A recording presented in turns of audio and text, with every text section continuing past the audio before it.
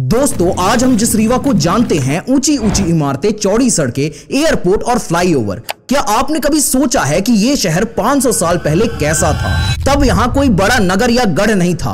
पूरा रीवा पठार सिर्फ घने जंगलों, घास के मैदानों और जनजातीय जीवन से भरा हुआ।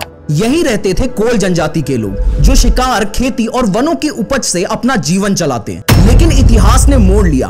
अब यहाँ आने लगे लमाना व्यापारी। उन दिनों नमक बहुत कीमती वस्तु माना जाता था। ये लमाने सिंध, राजपुताना और गुजरात से नमक लाते थे।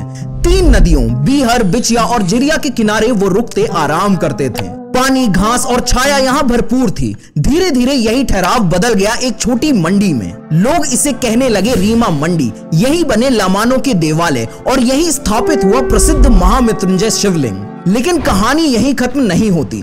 1539 के चौसा युद्ध के बाद जब हुमायूं शेरशाह सूरी से हार गया, तो उसने रीवा के बघेल राजा वीर भानु से मदद मांगी। यही मदद शेरशाह और बघेलों की दुश्मनी का कारण बनी। बाद में उसका बेटा इस्लाम शाह रीमा मंडी पहुंचा। उसने यहाँ एक गढ़ी बनवाई, लेकिन पिता की मृत्यु के बाद वह दिल्ली चला गया और रीमा मंडी फिर से सिर्फ व्यापारियों की मंडी भर रह गई। फिर समय आया 1592 का। बघेल राजा रामचंद्र की मृत्यु के बाद उत्तराधिकारी का संकट खड़ा हुआ।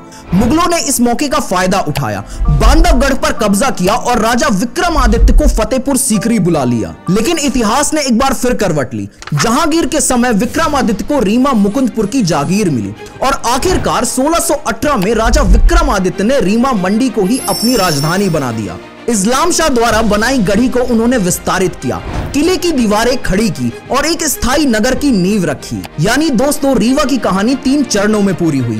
खोज की लमानों ने, गढ़ की नींव रखी इस्लाम शाह ने और राजधानी का स्वरूप दिया बघेल राजा विक्रमादित्य ने। आज का आधुनिक रीवा दरअसल शुरू हुआ था एक छोटी मंडी से, जिसे समय और इतिहास ने बदलकर एक चमकते शहर में बदल दिया।